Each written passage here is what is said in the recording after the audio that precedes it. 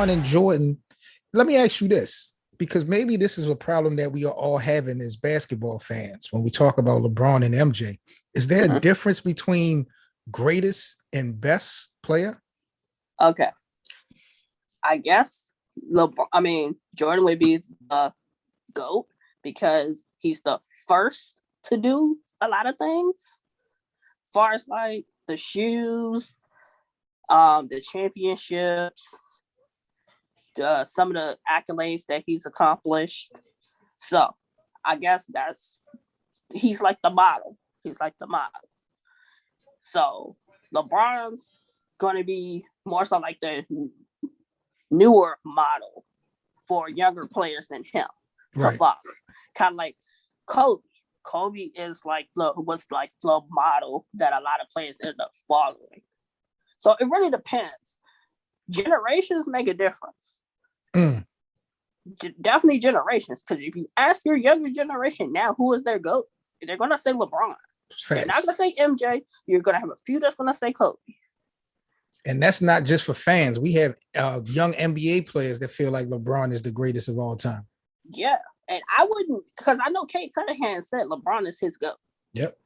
And I can't knock that because you're only 18, 19. You grew up watching LeBron. So I don't knock you saying that.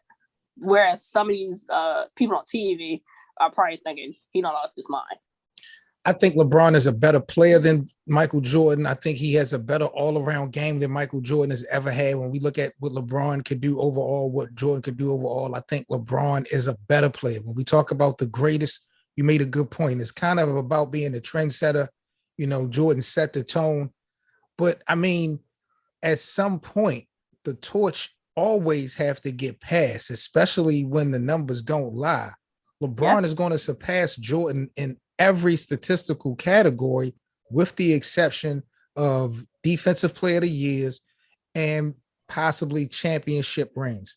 Other than that, LeBron might go down before it's over with as the all-time scorer and being in the top 5 or top 10 all-time in assists and rebounds. Yeah. You know, it's crazy what LeBron James have done, and he's still not finished. But I do think that there's a difference between the greatest player and the best player. Yeah. Okay. So if a lot of people are saying that Michael Jordan's the greatest of all time, between MJ and LeBron, because whereas MJ had, for the most part, the same supporting cast. Now, LeBron's supporting cast is switched. This is what, the second or third time his supporting cast is switched in his years?